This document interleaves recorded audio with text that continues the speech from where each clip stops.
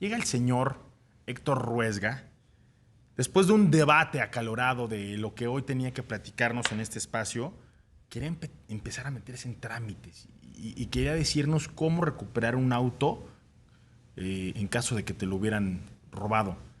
Sí, un tema que va a dar mucho, pero creo que hay que madurarlo para poder ser lo más concisos. A ver, te lo voy a decir así. Cómprate un buen seguro.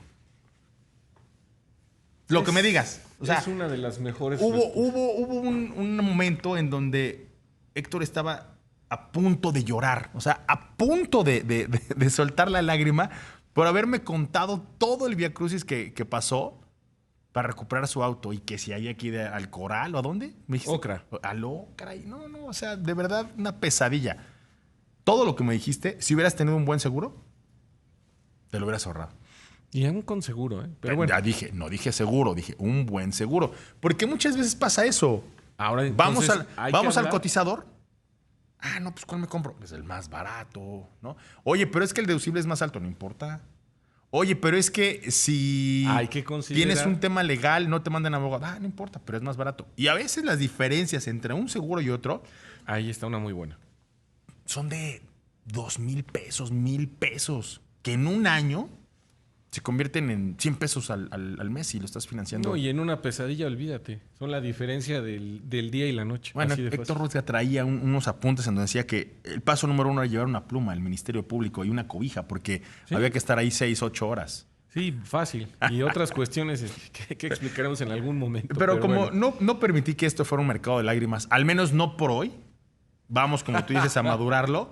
Vamos a hablar de otra cosa, mi querido Héctor Ruesga. Sí. Vamos a platicar este tema y uno de tus fans, no digo que el número 1, pero sí uno de tus fans, no sé por qué. ¿No es el señor Oliver? No estoy permitido para darte esa información, pero uno de tus fans, de estas personas que sí creen en ti, espero que lo aprecies y que cuides mucho tus palabras. El otro día me preguntaba, ¿qué hay que hacer si tu vehículo estuvo detenido mucho tiempo? Tú en este caso me dijiste que por ejemplo, un Clio después de 3 meses ya necesitaría un procedimiento de reanimación como el que tú me dices. Y creo que a muchas personas les pasó que durante la pandemia sí dejaron sus vehículos parados, no los utilizaban con la misma frecuencia.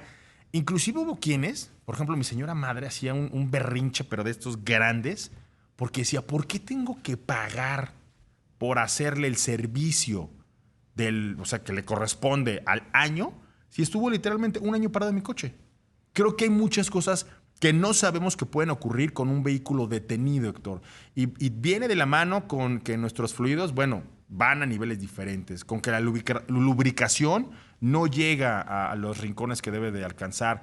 El tema eléctrico, ¿no? Es algo importante. Las baterías se van a descargar. Pero como esto, muchos otros sistemas que poco a poco pueden empezar a convertirse en un conflicto si no sabemos reanimar al vehículo como corresponde. Platícame esto, por favor.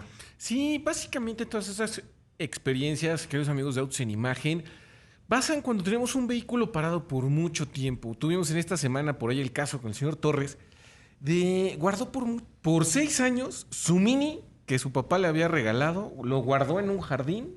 Entonces, el revivirlo fue paso a paso. Tuvimos un caso muy exitoso, pero sí fue muy divertido porque no es llegar, cargar la batería o inclusive reemplazarla y darle marcha y que arranque. En esos arranques prácticamente se pueden convertir en fatales y causar más daños. Ya después de un año o quizá de 6 meses en adelante, yo recomendaría mucho esto.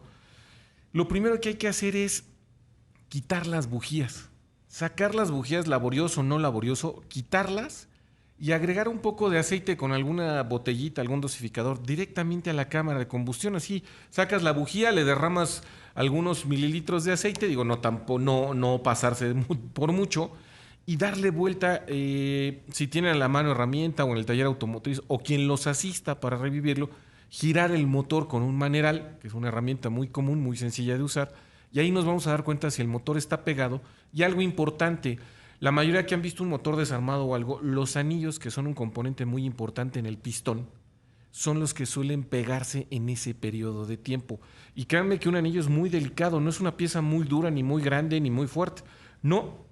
Entonces, el agregarles este poquito de aceite y darle vuelta. Este cariño que le das al auto, como siempre hablamos de darles cariño y amor, es muy importante. Ya cuando te das vuelta te das cuenta que tu motor ya da vuelta, ya estás del otro lado. Lo que sigue ahora es cambiar la batería o haber dejado tu batería. Si la dejaron desconectada, señores, es lo mejor que pudieron haber hecho. En ese momento conectar un cargador y empezar con con una carga lenta de 2 amperes a 10 es lo más recomendable para que tu batería de alguna manera empiece a despertar, por así decirlo, empiece a acumular carga en pequeñas porciones y empieza a recuperar el líquido, este componente químico que tiene el electrolito, dentro de la batería. ¿Cómo que el electrolito? Sí, no, el electrolito empieza a reaccionar poco a poco y empieza a cargar, ya después subirla a 10 amperes y posteriormente preparar al arranque. Si ya tienen otra batería a la mano, que es pues, mucho más fácil, cambias y sustituyes la batería. Y aquí viene algo importante, darle marcha al motor sin bujías, seguimos sin bujías, por supuesto. ¿Y qué va a pasar con esto? Esta forma de reavivarlo o de revivirlo es empezar a girar el motor con la asistencia de la marcha por periodos de unos 15, 20 segundos, y esto va a permitir que la bomba de aceite recupere, empiece a succionar aceite y lo empiece a circular dentro de las venas del motor. Entonces esto va a ayudar a lubricar a bajas revoluciones, muy bajas revoluciones, y vas a lubricar por completo todo, va a empezar a revivir todo el vehículo, y entonces sí, colocar bujías, tus cables o bobinas, dependiendo qué auto sea, y darle marcha, hacer que arranque. Y aquí es importante darle unos minutos una vez que arrancó el vehículo y no acelerarlo demasiado. De preferencia, dejarlo en ralenti. Ralenti para muchos es la velocidad del motor con el pedal del acelerador suelto, sin tocarlo. Esa es lo que le podríamos entender como ralenti de alguna forma. La velocidad mínima del motor para que se mantenga andando. Entonces, dejarlo unos minutos así y empezar después a revisar tus siguientes líquidos, lo que es el líquido refrigerante, si es posible, de hecho, previamente arrancarlo también no está por demás que lo revisen, el líquido de la dirección hidráulica o de la transmisión. Y de ahí ya proceder poco a poco a irlo dando de alta al paciente. Normalmente, Cristian, cuando tienes autos que se pararon por mucho tiempo, esos vehículos que entre padres, abuelos, que vas atesorando, que ya no circulan diario, por ejemplo, y que los guardamos por alguna cuestión, porque al final de cuentas son autos de colección o por valor sentimental, híjole, cada vez que los revivimos les van a salir un montón de achaques, que si la banda, que si las rótulas, que si los bujes de la suspensión, algún ruidito. Estamos platicando con Ricardo Portilla el tema de cuando guardó el auto de su mamá, la batería, las vestiduras, las llantas se cuartearon.